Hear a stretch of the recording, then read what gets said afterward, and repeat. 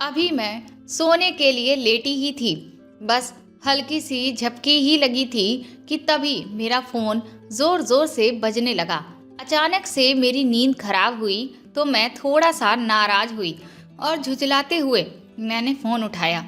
मेरी आवाज़ थोड़ी सी तीखी हो गई और मैंने हेलो कहा तो उधर से नर्स ने मुझे बताया कि अस्पताल में इमरजेंसी आ गई है और इस वक्त और कोई डॉक्टर उपलब्ध ना होने की वजह से मुझे ही वहां आना पड़ेगा। इमरजेंसी का नाम सुनकर मैंने खुद को थोड़ा सा शांत किया और तुरंत ही तैयार होकर अस्पताल के लिए निकल गई। जब मैं वहां पहुंची तो वहां बहुत ज़्यादा शोर शराबा मचा हुआ था। वहां पर एक औरत बुरी तरह से रो रही थी, जिससे साफ समझ में आ रहा था कि जो भी मरीज है ये उसकी माँ है। उस मरीज के पापा भी बहुत ज़्यादा परेशान थे। वह लोग बेचारे बहुत ही गरीब लग रहे थे। शायद वह किसी गांव से आए हुए थे। रात काफ़ी हो चुकी थी। उसकी माँ की साड़ी में कई जगह पर खून लगा हुआ था। उन्होंने जैसे ही मेरी तरफ देखा वह तुरंत ही दौड़ते हुए मेरे पास आईं और कहने लगीं, मेरी बच्ची को बचा लीजिए। मैं आपके आगे हाथ जोड़ती हूँ, चाहे कुछ भी हो, लेकिन मेरी बच्ची को आप कुछ मत होने दीजिएगा। मैंने उन्हें सांत्वना दी और तुरंत ही ओटी की तरफ दौड़ कर गई। अंदर पहुंचकर मैंने जब सामने नज़र डाली तो सामने एक तकरीबन 20 से 21 साल की लड़की स्ट्रेचर पर लेटी हुई थी, जिसकी हालत बहुत बुरी थी। उसने अपने हाथों की नसें कई जगह से काट ली थी, जिससे उसका काफ़ी खून बह गया था। मैंने तुरंत ही उसका ट्रीटमेंट करना शुरू किया। अगली सुबह उस लड़की को जब होश आया तो मैं उससे मिलने के लिए गई। लड़की की हालत देखकर लग रहा था कि जैसे उसने बहुत ही गुस्से की वजह से खुद को इतना ज़्यादा नुकसान पहुंचाया था। इसीलिए मैंने सोचा कि मैं उससे जाकर बात करती हूँ कि आखिर उसने ऐसा क्यों किया। क्योंकि ये सुसाइड का केस था तो मैं थोड़ा सा ये सोचकर परेशान थी कि आखिर 20 साल की लड़की को ऐसे भी खुद से क्या नाराज़गी हो गई कि उसने अपना ये हाल कर लिया और वह ज़िंदगी से मोह ही छोड़ बैठी है। मैं जब उससे मिलने के लिए अंदर वार्ड में गई तो उसकी माँ पहले से ही वहाँ बैठी हुई थी। उसकी माँ अभी भी थोड़ा थोड़ा रो रही थी और उसके सर को सहला रही थी। मैंने अंदर जाकर सबसे पहले उसकी हालत पूछी। उसने बस एक टक मेरी तरफ देखा, लेकिन मुंह से कोई भी जवाब नहीं दिया। उसकी माँ ने तुरंत ही मुझे धन्यवाद कहा और उसकी तरफ से जवाब देते हुए कहा कि अब तो ये काफ़ी ठीक लग रही है। वह एक बार फिर से मेरा शुक्रिया अदा करने लगी कि अगर मैं समय से ना आती तो उनकी बच्ची की जान कभी भी नहीं बच पाती। मैंने उनसे मुस्कुराते हुए कहा कि इसमें शुक्रिया की कोई बात नहीं, ये तो मेरा फ़र्ज़ ही है। डॉक्टर का काम ही है लोगों की ज़िंदगियों को बचाना। उस लड़की के चेहरे पर कोई भी भाव नहीं थे। वह चुपचाप लेटी एक टक ऊपर चल रहे पंखे को देख रही थी। इसीलिए उस समय उससे कुछ भी पूछना मैंने मुनासिब नहीं समझा और वापस बाहर चली आई। धीरे धीरे 1-2 दिन यूं ही गुजरे। उसकी हालत अब धीरे धीरे ठीक होने लगी थी, पर मेरे दिमाग में अभी भी यही चल रहा था कि आखिर उसने ऐसा क्यों किया। फिर जब 2 दिन के बाद मैं उसका चेकअप करने के लिए गई तो उसकी हालत देखने के बाद मैंने उससे पूछा कि तुम्हारा नाम क्या है। उसने बड़े ही बेरुखी के भाव से मुझसे कहा, चंचल। उसके बाद उसने फिर से अपनी नज़रें मेरी तरफ से घुमा लीं। मैंने फिर से उससे कहा कि चंचल, तुम तो बहुत ही बहादुर लड़की हो, फिर तुमने खुद के साथ आखिर ऐसा क्यों किया। मेरी इस बात पर उसने कोई जवाब नहीं दिया, लेकिन उसकी माँ मेरी तरफ देख रही थी। वह समझ गई कि उनकी बेटी इस तरह का व्यवहार करके मेरे साथ अच्छा नहीं कर रही है। इसीलिए बात को संभालते हुए वह तुरंत ही बोली कि यह थोड़ा सा परेशान रहती है बस, इसीलिए इसने गलती से ऐसा कर लिया। उसकी माँ का इतना कहना ही था कि तभी वह लड़की चिढ़ते हुए तेज आवाज में बोली, इस बार तो आप लोगों ने मुझे बचा लिया, लेकिन अगली बार आप नहीं बचा पाएंगे। अगली बार मैं हर हाल में खुद को खत्म कर लूंगी। उसके मुंह से ये बात सुनकर ना सिर्फ मैं बल्कि उसकी माँ दोनों ही बुरी तरह से चौंक गए। मैंने उससे कहा कि तुम ये कैसी बातें कर रही हो? तुम जानती हो कि जीवन कितना अनमोल होता है, लेकिन तुम्हें इसकी जरा सी भी परवाह नहीं है क्या? तुमने एक बार भी अपने माँ बाप के बारे में सोचा? जब से तुम यहाँ आई हो तुम्हारे घर वालों का रो रो कर कितना बुरा हाल है, लेकिन तुम्हें देखकर तो ऐसा लग रहा है कि जैसे तुम्हें किसी की पड़ी ही नहीं है। तो वह लड़की रोते हुए कहने लगी कि हाँ, अगर मैं आपको स्वार्थी लगती हूँ तो मैं स्वार्थी हूँ, लेकिन अब मुझे इस तरह की जिंदगी नहीं जीनी। मैंने उससे कहा कि क्यों, आखिर क्या बात है? तो उसकी माँ बीच में बोलते हुए बोली, वह बस अपनी पढ़ाई को लेकर थोड़ा परेशान है। उनकी ये बात सुनकर मैं बहुत हैरान हो गई कि पढ़ाई को लेकर आखिर कोई इतना परेशान कैसे हो सकता है कि वह इस तरह की हरकत करे और फिर उसे दोबारा दोहराने की बात भी करे। इस पर चंचल ने दोबारा से अपनी माँ की बात को काटते हुए कहा कि आप इस बात को छुपा क्यों रही हैं? आप लोगों की इसी सोच की वजह से मैं अब जीना नहीं चाहती, क्योंकि मुझे ऐसा लगता है कि जैसे मैंने ही कोई गुनाह किया है। इतना कहकर वह जोर जोर से रोने लगी। इधर उसकी माँ भी रोने लगी और वह चुप हो गई। मुझे तो पूरा मामला समझ ही नहीं आ रहा था कि आखिर ये सब हो क्या रहा है। वह एक बार फिर से बोली कि मुझे अब नहीं जीना, मैं अब नहीं जीना चाहती हूँ। मैंने चंचल को शांत कराया। मैंने उससे कहा कि देखो, तुम अभी ऐसा कुछ भी मत सोचो।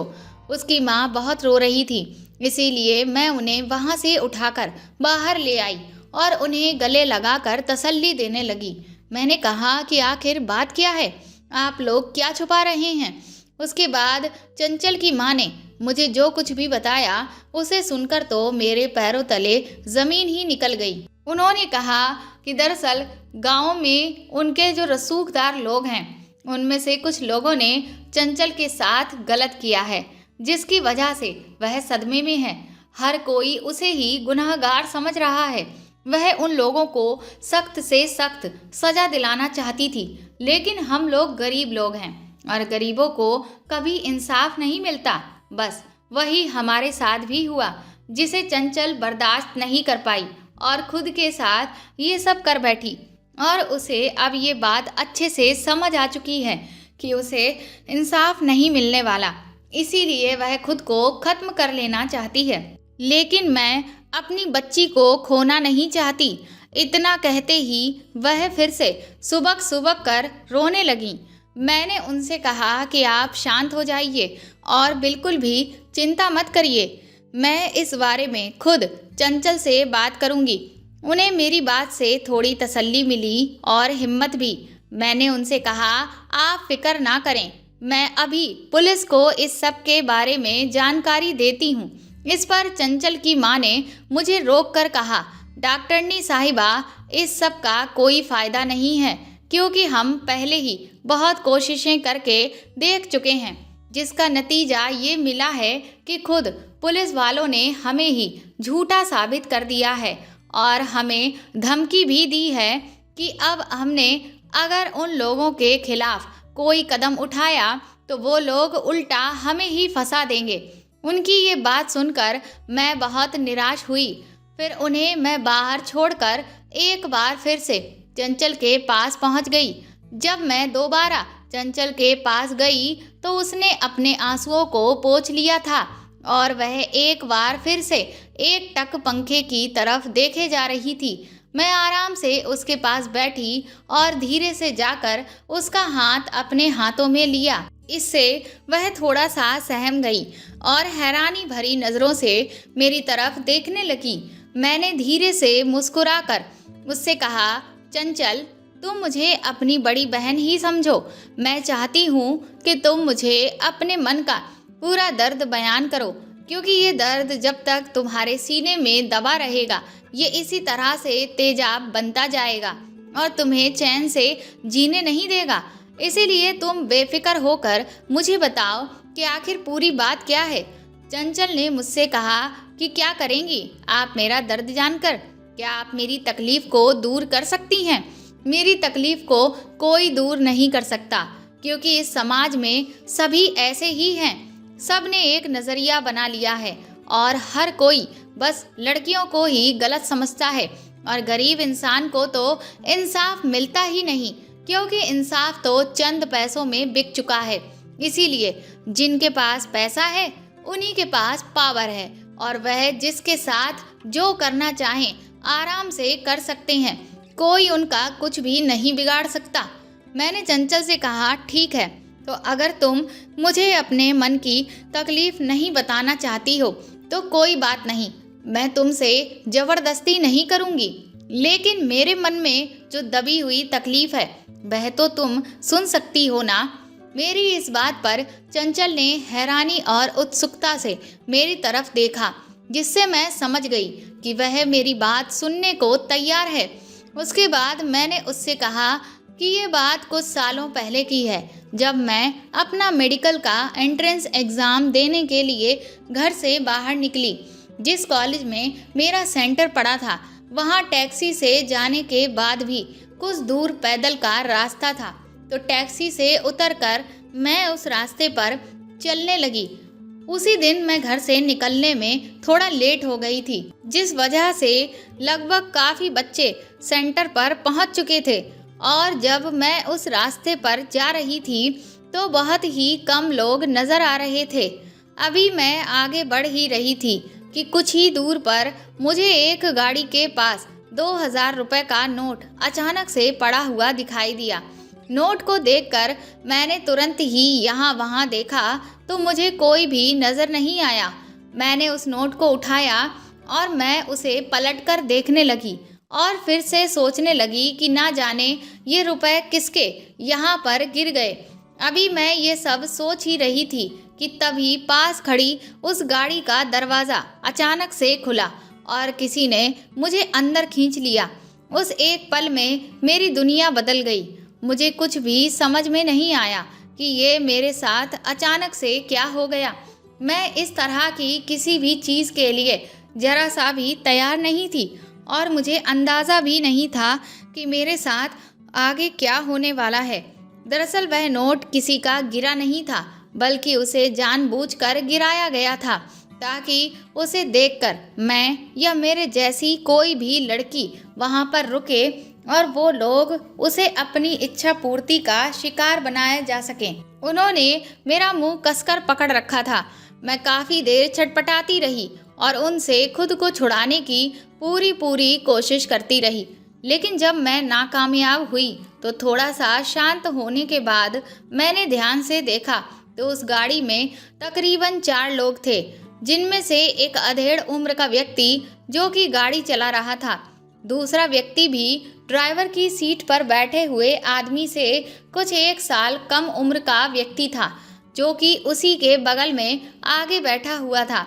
और मेरे आसपास 2 लड़के बैठे हुए थे, जिनमें से एक तो मुझे नाबालिग लग रहा था, लेकिन दूसरा तकरीबन 25 से 27 साल के आसपास का होगा। उन लोगों ने मुझे अंदर बिठाते ही तुरंत ही गाड़ी आगे दौड़ा दी।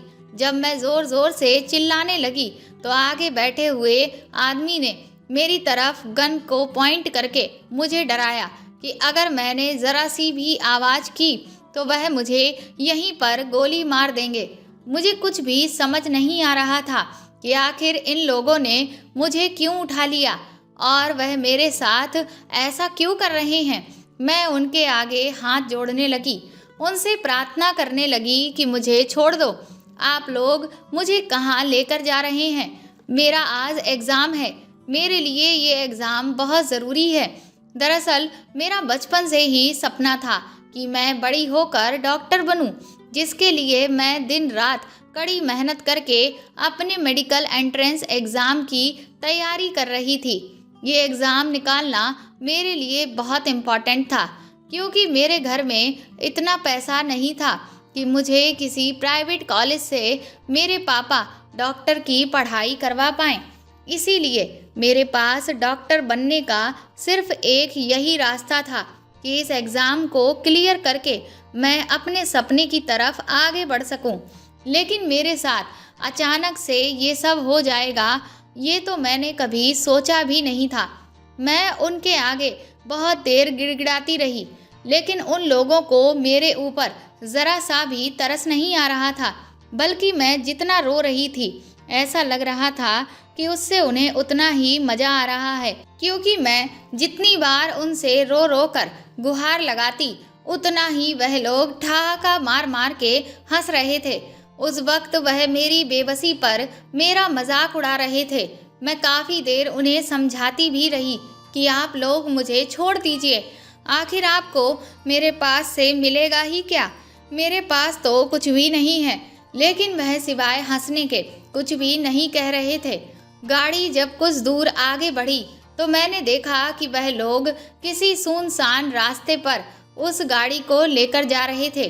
अब मुझे धीरे धीरे समझ आने लगा था कि आखिर इन लोगों को मुझसे क्या चाहिए। तभी मेरे बगल में बैठा हुआ वो नाबालिग लड़का कहने लगा कि आज तो बहुत ही मज़ा आ जाएगा, आज मेरी मुँह मांगी मुराद पूरी होगी। कब से मैं अपनी इस इच्छा को लिए घूम रहा था, लेकिन तुम लोगों में से कोई मेरा साथ ही नहीं दे रहा था, पर आज तुम लोगों ने मेरा दिल जीत लिया। इस पर आगे बैठे अधेड़ व्यक्ति ने कहा कि चल, अब तो खुश है ना, तो अब इस खुशी को मना और जी भर के अपनी इच्छा को पूरी करना। मैं उन लोगों की चुपचाप बैठकर बातें सुन रही थी। मेरी खामोशी को देखकर मेरे बगल में बैठे हुए उस लड़के को ये बर्दाश्त नहीं हुआ कि मैं उससे डर क्यों नहीं रही हूँ, तो वह कहने लगा, क्या हुआ, चीखती चिल्लाती क्यों नहीं, क्या तुझे अब अपने आप को नहीं बचाना है। मैंने उसकी तरफ घूर कर देखा तो उसने मेरे गाल पर खींचकर एक तमाचा मारा और कहने लगा कि मुझसे डर कर रहना। मुझे अगर आंखें दिखाने की कोशिश की तो अभी के अभी यहाँ गाड़ी में ही तेरी हालत खराब कर दूंगा। मैंने उससे कहा कि तुम्हें शर्म नहीं आती, तुम्हारी उम्र कितनी कम है और मैं तुम्हारी बड़ी बहन के जैसी हूँ और तुम मेरे साथ ऐसी हरकत कर रहे हो। इस पर वह फिर से ठहाका मारकर हंसने लगा और ऐसी ऐसी वाहियात बातें कहने लगा जिनके बारे में मैंने कभी भी नहीं सुना। उन बातों को सुनकर मुझे अंदर ही अंदर इतना बुरा लग रहा था जिसे मैं शब्दों में बयान नहीं कर सकती। मेरी आंखों से आंसू बहने लगे। मैं एक बार फिर से उनके सामने हाथ जोड़कर प्रार्थना करने लगी कि वह लोग मुझे छोड़ दें, मेरे साथ कुछ भी ऐसा ना करें जिससे मेरी ज़िंदगी खराब हो। मैं बार बार उनसे कह रही थी कि आज अगर मैंने मेडिकल एग्ज़ाम नहीं दिया तो फिर मुझे पूरे 1 साल तक इंतज़ार करना पड़ेगा, लेकिन उन्हें कोई भी फ़र्क नहीं पड़ रहा था। ड्राइवर की सीट पर बैठे हुए अंकल जो गाड़ी चला रहे थे वह मुझे काफ़ी उम्र के लग रहे थे। मैंने सोचा कि कम से कम मैं इन्हें तो समझाऊं। मैंने उन्हें भी समझाने की कोशिश की कि अंकल, आप तो मेरे पिता की उम्र के हैं, आपको मेरे साथ ये सब करते हुए आपकी आत्मा कैसे गवाही देगी। लेकिन जब उन्होंने मेरी तरफ पलट कर देखा तो उनकी आंखों में भी मुझे आंसू दिखाई दिए। मुझे कुछ भी उस वक्त समझ नहीं आया कि अगर ये इतना ही आत्मग्लानि से भरे हुए हैं तो आखिर इन सब चीज़ों में इन लोगों का साथ क्यों दे रहे हैं। कि तभी उनके बगल में बैठा हुआ आदमी ज़ोर से हंसा और कहने लगा, ये बुढ़ा क्या कर लेगा, ये तुझे नहीं बचा सकता, क्योंकि ये तो खुद को ही नहीं बचा पाया। उनकी इस बात से मैं हैरान रह गई। फिर उन लोगों ने बताया कि उन्होंने खुद उन अंकल को अपनी ठगी का शिकार बनाया है। दरअसल उन्होंने बंदूक की नोक पर उनकी गाड़ी पर कब्जा जमा लिया और जहां मन हो रहा है वहीं पर उनकी गाड़ी को उनसे चलवा रहे हैं। इस वक्त वह भी मजबूर थे, जैसे कि मैं। थक हार कर मैं चुपचाप बैठ गई। अब उनके आगे हाथ पैर जोड़ने का या उन्हें समझाने का कोई फ़ायदा नहीं था, क्योंकि वह मेरी बात मानने वाले नहीं थे। इसीलिए मैंने अपने दिमाग को दौड़ाना शुरू किया कि आखिर इन लोगों से बचकर मैं कैसे यहाँ से निकल सकती हूँ, क्योंकि गाड़ी पर जो शीशा था उस पर भी उन लोगों ने पर्दे लगा रखे थे, जिससे बाहर का कोई भी व्यक्ति मुझे देख नहीं पा रहा था। और वह किसी ऐसी जगह पर गाड़ी रोक ही नहीं रहे थे कि मैं चिल्लाकर किसी को बुला सकूं। गाड़ी के शीशे भी उन्होंने पूरी तरह से बंद कर रखे थे। गाड़ी पूरी रफ्तार से एक ऐसे रास्ते की तरफ चली जा रही थी जो बिल्कुल सुनसान था, जहां दूर दूर तक कोई भी इंसान नजर नहीं आ रहा था। घबराहट के मारे ऐसा लग रहा था कि शायद मुझे हार्ट अटैक ही आ जाएगा। मेरे हाथ पैर कांप रहे थे। मेरा दिमाग बिल्कुल भी काम नहीं कर रहा था। मुझे समझ ही नहीं आ रहा था कि आखिर ऐसी स्थिति में मैं क्या करूं, जिससे मैं इन सब से बचकर निकल सकूं।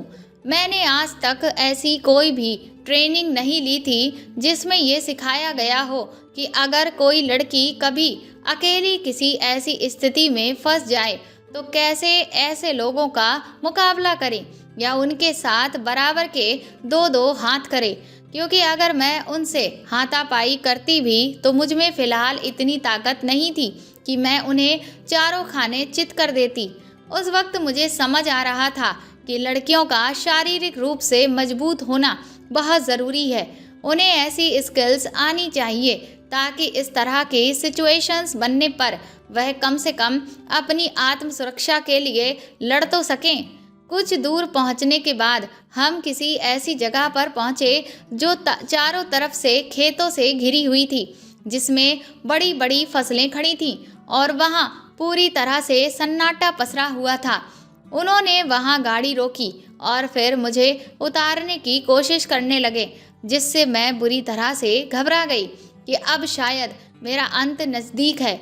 जिस डर की वजह से मैंने वह किया जो एक छोटा बच्चा अपने बिस्तर पर बेफिक्री से कर देता है। उस वक्त मैं इतना ज़्यादा शर्मिंदगी से भरी हुई थी कि जिसे मैं बता नहीं सकती। मेरी ऐसी स्थिति पर वह लोग हंस रहे थे। उन्हें मेरे डर को देखकर बहुत मज़ा आ रहा था, लेकिन उनके आगे मेरी एक भी नहीं चली। उन्होंने थोड़ी ही देर में मुझे गाड़ी से बाहर निकाल लिया। मैं एक बार फिर से उनसे प्रार्थना कर रही थी, पर वह सुनने समझने को तैयार ही नहीं थे। मेरे इतना ज़्यादा चीखने चिल्लाने पर उनमें से एक ने मेरे गाल पर इतनी जोर का तमाचा मारा कि कुछ देर के लिए मुझे कुछ भी होश ना रहा और मैं चकराकर वहीं गाड़ी के पास ही गिर गई। अब मुझे सब कुछ धुंधला सा नज़र आने लगा और वो लोग इधर उधर देखकर अपनी हरकत को अंजाम देने के लिए सही जगह की खोजबीन करने लगे। मुझे भले ही धुंधला दिखाई दे रहा था, लेकिन उनकी आवाज़ें साफ तौर पर मेरे कानों में पड़ रही थीं। मेरा दिमाग अभी भी इसी सोच में लगा था कि मैं आखिर ऐसा क्या करूं कि यहाँ इनसे बचकर निकल सकूं। तभी वह ड्राइवर अंकल भी उन लोगों से कहने लगे कि वह लोग उन्हें और मुझे दोनों को छोड़ दें, कम से कम कुछ तो इंसानियत दिखाएं। लेकिन वह लोग उन्हें भी डराने लगे कि अगर उन्होंने अब एक भी शब्द बोला तो वह उन्हें ख़त्म कर देंगे, जिस डर की वजह से वह एक बार फिर से शांत हो गए। इधर मैं चुपचाप ज़मीन पर पड़ी हुई थी। थोड़ी ही देर के बाद मुझे साफ दिखाई देने लगा, लेकिन मैंने इसी तरह से जताया कि जैसे अभी भी मैं बेसुध सी हूँ। वह लोग अपनी कुछ आदतों में मशगूल हो गए। कोई किसी से फ़ोन पर बात करने लगा तो कोई सिगरेट पीने लगा तो कोई इधर उधर देख रहा था। इसी बीच मैंने देखा कि जब सभी लोग व्यस्त हैं तो मैं धीरे से उठकर खड़ी हुई और उनकी नज़रों से बचती हुई गाड़ी के पीछे से खेतों की तरफ भागने लगी। मैं दौड़ती ही चली जा रही थी। उन खेतों में जो फसल थी वह बहुत बड़ी बड़ी खड़ी हुई थी, जिसके बीच से मैं गुजरती जा रही थी, जिससे मुझे थोड़ी बहुत चोट भी लग रही थी। मेरी चप्पल भी गाड़ी में ही छूट गई थी, जिसकी वजह से जब मैं बिना चप्पल के दौड़ रही थी तो ढेर सारे कंकड़ पत्थर मेरे पैरों में घुस रहे थे, जिससे मुझे बहुत तकलीफ़ हो रही थी। लेकिन उस वक्त मुझे कैसे भी करके खुद को उन लोगों से बचाना था। मुझे सामने कोई भी ऐसा रास्ता नजर नहीं आ रहा था जहां मैं खुद को सुरक्षित रख सकूं। मैं बेतहाशा दौड़ती चली जा रही थी, पर किधर जा रही थी कुछ भी नहीं पता। अभी मैं कुछ देर दौड़ी ही कि तभी मुझे पीछे से किसी के चिल्लाने की आवाज़ आई कि वह लड़की भाग गई, उसे ढूंढो। जिसे सुनकर मैं बुरी तरह से घबरा गई और मैंने अपने कदमों की रफ्तार और भी तेज कर दी, लेकिन मेरी सांस फूलने लगी थी। मुझसे और ज़्यादा दौड़ा नहीं जा रहा था। मेरी धड़कन बुरी तरह से बढ़ चुकी थी, इसीलिए आगे कुछ दूर पहुंचकर मैं अचानक से लड़खड़ाकर ज़मीन पर गिरी। ज़मीन पर गिरते ही वहाँ की गीली मिट्टी से मेरा पूरा चेहरा सराबोर हो गया, पर अब मुझे किसी के कदमों की तेज़ आवाज़ सुनाई दे रही थी, जिसे सुनकर मैंने फिर से हिम्मत जुटाई और एक बार फिर से आगे की तरफ भागी। मैं भागती ही जा रही थी कि तभी मुझे ऐसा लगा कि शायद ये रास्ता आगे कहीं पर ख़त्म हो रहा है, जिससे मुझे उम्मीद सी जागी कि हो सकता है जब मैं इस खेत के उस पार पहुंचूं तो वहां मुझे कुछ लोग दिखाई दे जाएं। मैं जैसे ही उस रास्ते के किनारे पर पहुंची और मेरी नज़र सामने के खेतों में काम कर रहे कुछ लोगों पर पड़ी और मैंने उन्हें ज़ोर से आवाज़ देने की कोशिश की कि तभी ऐसा हुआ कि मेरी आवाज़ मेरे हलक में ही अटक गई, क्योंकि तब तक उनमें से एक मेरे पीछे आ चुका था और जिसने मेरा मुंह कसकर बंद कर दिया। खुद को बचाने की जो उम्मीद की किरण थी वह मेरी आंखों के सामने आकर भी ओझल हो गई थी।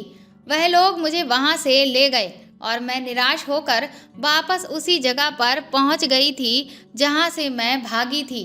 उन्होंने मुझे मेरे वहां से भागने की सज़ा दी, जिससे मुझे बहुत तकलीफ हो रही थी। मेरे सर में काफ़ी चोट आ गई थी। अभी तक वह लोग इस जगह को सुनसान समझ रहे थे, लेकिन अब उन्होंने देख लिया कि यहाँ भी आसपास कुछ लोग काम कर रहे हैं, इसीलिए वह जो भी करना चाहते हैं अगर उन्होंने यहाँ पर किया तो उससे वह पकड़े जा सकते हैं।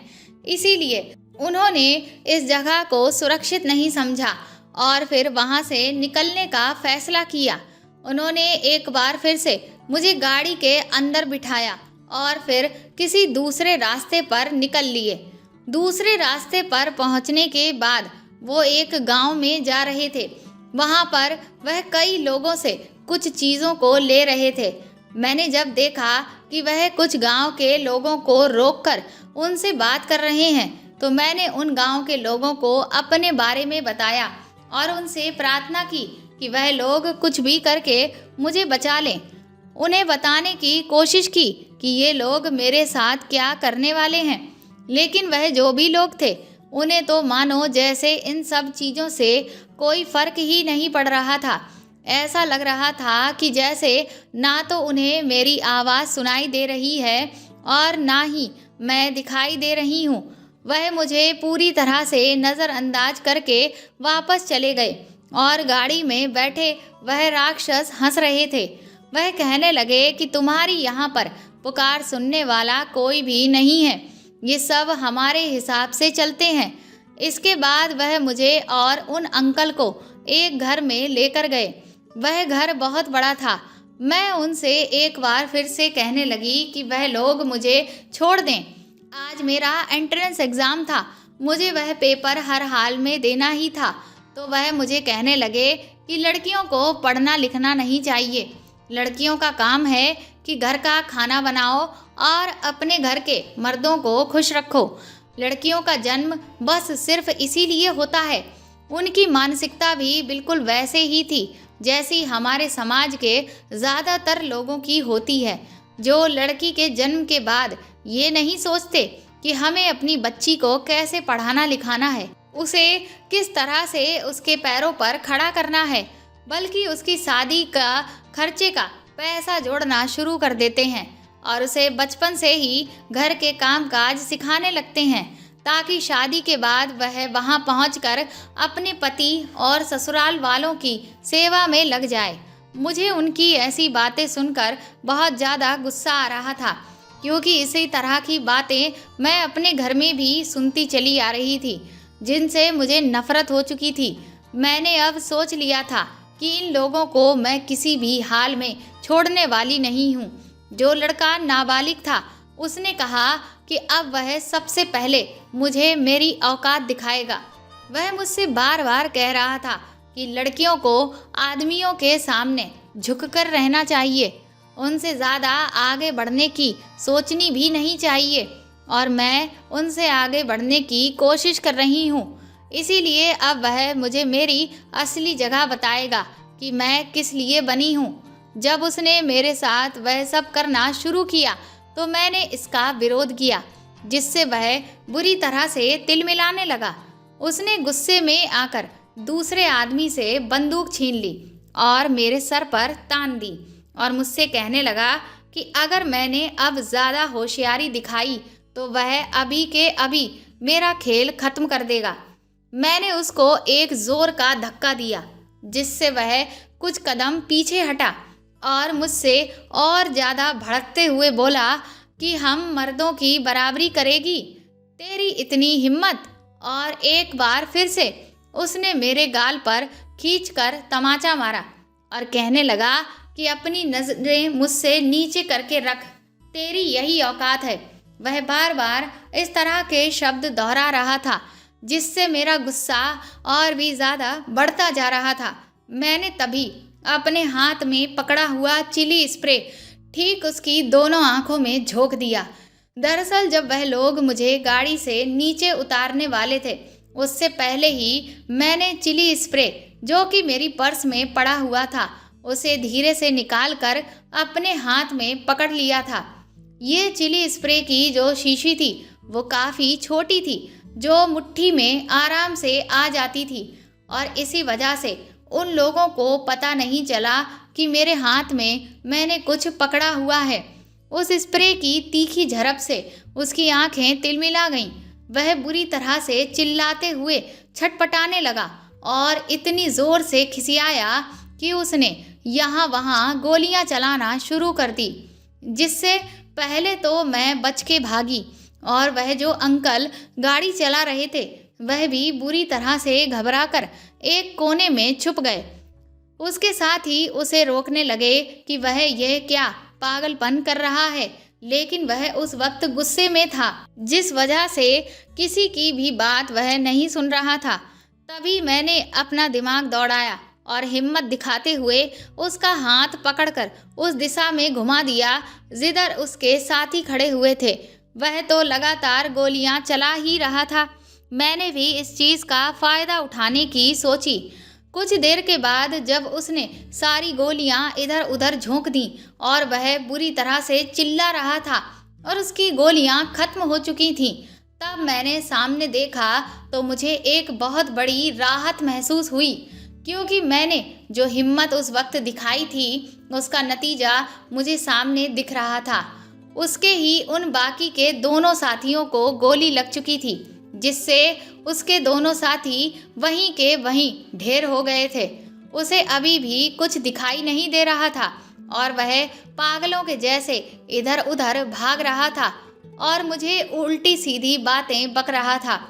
इधर जब मैंने ये सब देखा तभी उधर उन अंकल ने भी देखा। हम लोगों ने एक दूसरे की निगाहों में देखा और हम समझ गए कि अब हमें आगे क्या करना है। हम तुरंत ही एक साथ उस लड़के की तरफ आगे बढ़े और हमने उसके हाथों को कसकर पकड़ लिया। उसे कुछ भी समझ नहीं आया। अंकल ने उसके हाथ से उसकी बंदूक को झटक कर नीचे गिरवाया और फिर मैंने अपने दुपट्टे को 2 भागों में बांटा और फिर उसके हाथ पैर दोनों को बांध दिया। वह बुरी तरह से अभी भी चिल्ला रहा था। उसे कुछ भी समझ नहीं आ रहा था कि आखिर यहाँ पर हुआ क्या। वह अपने साथियों के नाम ले लेकर पुकार रहा था कि वह आकर उसे बचाएं। इधर मैंने और अंकल ने कुछ पलों के लिए चैन की सांस ली। हम लोग भी बुरी तरह से थक चुके थे। फिर अंकल ने पुलिस को फ़ोन करके पूरी जानकारी दी और पुलिस को उस जगह की लोकेशन भी भेज दी।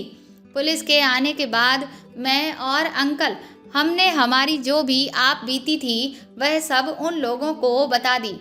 उन्होंने जब उसकी शिनाख्त की तो पता चला कि ये लोग एक बहुत मशहूर गैंग के लोग हैं जो अब तक कई सारी ऐसी ही वारदातों को अंजाम दे चुके थे, जिनमें उन पर बहुत बड़ा इनाम भी था।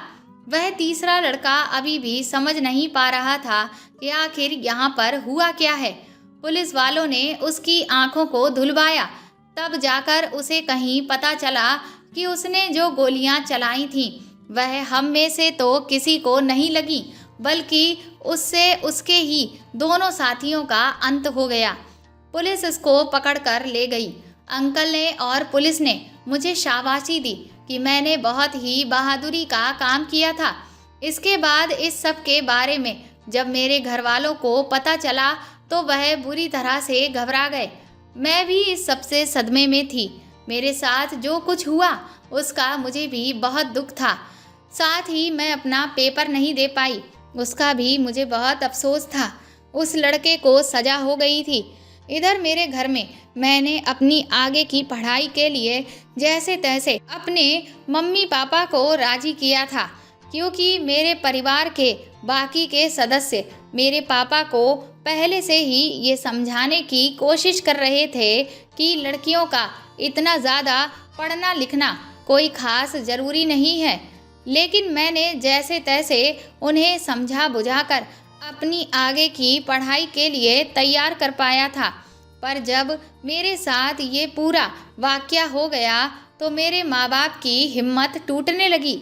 उन्हें भी अपने घर वालों की बातें सही लगने लगी थीं, जिससे मैं अब बुरी तरह से घबरा गई थी कि कहीं अब मेरे पापा मुझे आगे ये एंट्रेंस एग्ज़ाम देने ही ना दें। और हुआ भी ऐसा। उन्होंने मेरी शादी के लिए लड़का ढूंढना शुरू कर दिया। मैंने उन्हें कहा भी कि आप ये सब क्यों कर रहे हैं, मैं अभी शादी नहीं करना चाहती। तो उनका कहना ये था कि मेरे साथ जो कुछ भी हुआ, अगर वह सब पूरा हो जाता तो फिर मुझसे शादी कौन करता, मेरी तो ज़िंदगी ही बर्बाद हो जाती। और ये सब इसीलिए हुआ क्योंकि मैं पढ़ाई के लिए घर से बाहर निकली थी, इसीलिए अब मेरी शादी हो जाना ही सही है।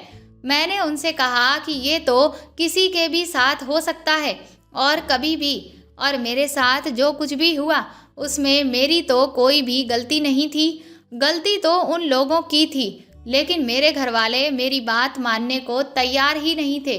जब मैंने देखा कि मेरा साथ देने वाला अब कोई भी नहीं है तो मैंने अपने जीवन का सबसे कठिन निर्णय लिया।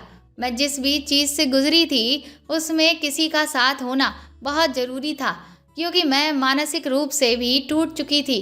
लेकिन अपने पैरों पर खड़े होने की खातिर अब मुझे ये फ़ैसला लेना ही था। इसीलिए मैंने अपना घर छोड़ने का फ़ैसला ले लिया और मैं सबको छोड़कर दूसरे शहर चली गई। वहाँ मैंने नौकरी करना शुरू किया, साथ ही साथ अपनी तैयारी भी जारी रखी। मेरे लिए मेरा सफ़र अभी भी मुश्किलों से भरा हुआ था। मेरे माता पिता ने मेरी इस हरकत की वजह से ये ऐलान कर दिया कि अब उनका मुझसे कोई भी रिश्ता नहीं है। मैं उस वक्त अकेलेपन से जूझ रही थी। अपने सपने को पूरा करने के लिए मैं बिल्कुल अकेली पड़ चुकी थी और जिसकी वजह से मेरा मनोबल भी गिरने लगा था। लेकिन फिर भी मैंने उम्मीद का हाथ नहीं छोड़ा और ये फैसला कर लिया था कि मैं लोगों को ये साबित करके ही रहूँगी कि लड़कियाँ कमज़ोर नहीं होती हैं। इसके बाद मैंने फर्स्ट अटैम्प्ट में ही अपना मेडिकल का एग्ज़ाम निकाल लिया और आज मैं डॉक्टर बन चुकी हूँ। आज मैं अपने सपने को सच में जी रही हूँ। उस लड़के ने मुझसे कहा था कि लड़कियाँ सिर्फ चूल्हा चौका करने के लिए और अपने पतियों को खुश करने के लिए बनी हैं। मैंने उसकी सोच और उसके जैसे कई लोगों की सोच को गलत साबित कर दिया है। औरतें कमज़ोर नहीं होती, बल्कि ये समाज उन्हें कमज़ोर साबित करने की कोशिश में लगा रहता है। इसीलिए उन लोगों के जैसे ही मानसिकता रखने वाले लोग जब लड़कियों को आगे बढ़ता देखते हैं तो वह उनकी इज्जत पर हमला करते हैं, ताकि वह हमें ये एहसास दिला सकें कि हम कमज़ोर हैं। और कई बार हम खुद भी उनके किए की सज़ा भुगतने के लिए तैयार हो जाते हैं। गलत काम वह करते हैं जबकि गुनहगार हम खुद को मानते हैं। इसीलिए सबसे पहले हमें अपनी सोच को बदलना होगा कि हमारे साथ इस तरह का कोई भी काम अगर कोई करता है तो इसमें ना तो हम गलत हैं और ना ही हम कमज़ोर हैं, बल्कि कमज़ोर तो ऐसा करने वाला इंसान होता है, क्योंकि जब वह हमसे हमारी काबिलियत के दम पर मुकाबला नहीं कर पाता तो इस तरह की हरकतें करके हमें नीचा दिखाने की कोशिश करता है। इसीलिए असल में कमज़ोर वह होते हैं, ना कि हम। मैंने जब अपनी बात खत्म की तो चंचल की आंखों से लगातार आंसू बह रहे थे। उसने मेरा हाथ कसकर थामा और कहने लगी, दीदी आप सच में बहुत हिम्मत वाली हैं। आपने जो कुछ भी झेला और उसके बावजूद भी आप टूटी नहीं, बल्कि आपने बहुत हिम्मत दिखाई और जो आपका लक्ष्य था उसे पा भी लिया। आपकी बातों ने तो मेरी आंखें ही खोल दी हैं। चंचल बोली, तो क्या आपके पापा ने अभी तक आपसे बात नहीं की? मैंने मुस्कुराते हुए उससे कहा कि ऐसा नहीं है। दरअसल जब मैं डॉक्टर बन गई तो मेरी पोस्टिंग कुछ महीनों बाद मेरे ही शहर में हो गई थी और एक दिन उस अस्पताल में जो मरीज आया जिसे हार्ट अटैक आया हुआ था वह और कोई नहीं बल्कि मेरे पिता ही थे। और उस दिन अपने पिता का इलाज मैंने खुद किया और उनकी जान बचाई, जिससे न सिर्फ उनकी बल्कि मेरे घर वालों की भी आंखें खुल गईं और उन्हें भी अपनी अपनी गलती पर बहुत पछतावा हुआ। उन लोगों ने मुझसे अपने किए की माफ़ी मांगी। मैंने भी अपने परिवार को माफ़ कर दिया और एक दिन वह था और एक आज का दिन है कि मेरे परिवार वालों को मुझ पर बहुत गर्व है और वह अपने जानने वालों को मेरी मिसालें देते फिरते हैं। मैंने चंचल से कहा, इसीलिए तुम्हें भी अपने परिवार को माफ़ कर देना चाहिए, क्योंकि हमारे घर वाले हमेशा ही इस समाज के दबाव में आकर ऐसे फैसले लेते हैं जो समाज के लोगों को खुश करने के लिए होते हैं। लेकिन जब हम हिम्मत करके उन्हें गलत साबित करते हैं तो उन्हें अपनी गलती का एहसास भी होता है। लेकिन इसके लिए सबसे पहले हमें खुद को हिम्मत नहीं हारनी चाहिए। इसीलिए मैं तुम्हें भी समझा रही हूँ कि तुम्हें जो कुछ भी कर रही हो वह बिल्कुल गलत है। मैंने चंचल से कहा कि क्या तुम अब भी मुझे अपना दर्द नहीं बताओगी? इसके बाद चंचल ने मुझे अपनी आप बीती बतानी शुरू की। उसने कहा कि वह जिस गांव में रहती है वहां पर जाति के नाम पर ऊंची जाति के लोग नीची जाति के लोगों को अक्सर परेशान करते रहते हैं और उनके साथ गलत तरह का व्यवहार भी करते हैं। ये सब मैं बचपन से देखती आ रही थी और अब तक मुझे सिर्फ इतना समझ आया था कि अगर इस सोच को बदलने का कोई रास्ता है तो वह सिर्फ पढ़ाई ही है। इसीलिए मैंने पढ़ लिख कर कुछ बड़ा बनने का फैसला कर लिया था, जिसकी वजह से मैं अभी तक अपनी पढ़ाई कर रही थी, जबकि बाकी की मेरी उम्र की लड़कियों की शादी हो चुकी थी। ये बात मेरे गांव के उन ऊंचे दर्जों के लोगों को बर्दाश्त नहीं हुई और उन्होंने मेरी हिम्मत को तोड़ने के लिए मेरे साथ वह सब किया जिससे मैं पूरी तरह से बिखर गई। जब मैंने उनकी शिकायत करने की बात की तो मेरे घर वालों ने उल्टा मुझे ही समझाना शुरू कर दिया कि हम उनसे नहीं जीत सकते, इसीलिए हमें अपना मुंह बंद रखना होगा। और वह मेरी शादी के लिए लड़का ढूंढने लगे, जो कि मुझसे बर्दाश्त नहीं हो रहा था कि आखिर गुनाहगार वह हैं तो फिर सज़ा मुझे क्यों। मैंने हिम्मत करके खुद ही पुलिस के पास गई और उनके खिलाफ रिपोर्ट दर्ज कराई। तो उसका नतीजा ये हुआ कि पुलिस वाले भी उनसे ही जाकर मिल गए और उल्टा हम लोगों से कहने लगे कि अगर हमने उनके खिलाफ एक शब्द भी कहा तो वह हमें ही किसी भी झूठे इल्ज़ाम में फंसा देंगे, जिससे मुझे बहुत दुख हुआ और मैंने फैसला कर लिया कि मैं ऐसी ज़िंदगी तो नहीं जी सकती जिसमें मेरी ही आंखों के सामने जो गुनाहगार है वह सीना चौड़ा करके चले और मुझे नज़र झुकाकर चलना पड़े। यहाँ तक कि मेरे घर वालों ने मेरा घर से निकलना भी बंद करवा दिया था। इसीलिए मैंने ये कदम उठाया। लेकिन आपकी बातों से मुझे बहुत हिम्मत मिली है और अब मैंने फैसला कर लिया है कि मैं किसी भी तरह से उनके आगे झुकूंगी नहीं, बल्कि उन्हें उनके किए की सज़ा हर हाल में दिलाकर ही रहूंगी। कुछ हफ्तों में चंचल ठीक हो गई थी और इसके बाद वह वापस अपने घर चली गई। मैं भी इधर अपने काम में मशरूफ़ हो गई। कुछ साल बीतने के बाद एक दिन हॉस्पिटल पहुंचने के बाद मैं अपने कैबिन में बैठकर चाय पीते पीते अखबार पढ़ रही थी। मैंने उस अखबार में कुछ इस तरह की खबर पढ़ी कि कुछ लोग जिन्होंने किसी लड़की के साथ उस तरह का काम किया था, जिसके बाद वह अपने पैसे के दम पर आज तक पुलिस से बचते आए, पर अब उन्हें सज़ा मिल चुकी है। अभी मैं इस खबर को ध्यान से पढ़ ही रही थी कि तभी मेरे कैबिन में जो वार्ड बॉय था वह दौड़ता हुआ आया और कहने लगा कि मैडम, बाहर बहुत सारी पुलिस आई हुई है और वह आपसे मिलना चाहते हैं। ये सुनकर मैं बड़ी हैरान रह गई कि आखिर हॉस्पिटल में पुलिस क्या कर रही है और वह मुझसे क्यों मिलना चाहते हैं। कुछ देर के लिए मैं बुरी तरह से घबरा गई कि आखिर न जाने ऐसा क्या हो गया। बाहर निकली तो बाहर काफ़ी सारे पुलिस वालों को खड़ा देखकर मैं अभी भी उन्हें सवालिया नज़रों से देख रही थी कि तभी मुझे सामने से एक लड़की पुलिस की यूनिफॉर्म में आती हुई दिखाई दी, जिसके साथ में उसके कुछ गार्ड्स चल रहे थे। वह लड़की मुझे कुछ पहचानी पहचानी सी लग रही थी। वह जैसे ही थोड़ा नज़दीक आई, उसे देखकर मेरे चेहरे पर मुस्कान तैर गई, क्योंकि वह और कोई नहीं बल्कि चंचल ही थी। उसने आते ही मुझे गले से लगा लिया। उसने कहा, दीदी, आपकी वजह से आज मैं वह बन गई हूँ जो मेरा बचपन का सपना था। मैं आज एसपी बन चुकी हूँ और मैंने उन लोगों को सज़ा भी दिलवा दी है जिन्होंने मेरे साथ वह सब करके मुझे कमज़ोर करने की कोशिश की थी। उसकी बात पर मुझे अखबार की वह हेडलाइंस याद आ गईं जो मैं अभी अभी कुछ देर पहले पढ़ रही थी। चंचल की बात सुनकर मैं बहुत खुश हुई। मेरी आंखों में खुशी के आंसू आ गए। चंचल ने मुझे मिठाई खिलाई और मैंने भी उसे मिठाई खिलाते हुए अपने गले से लगा लिया।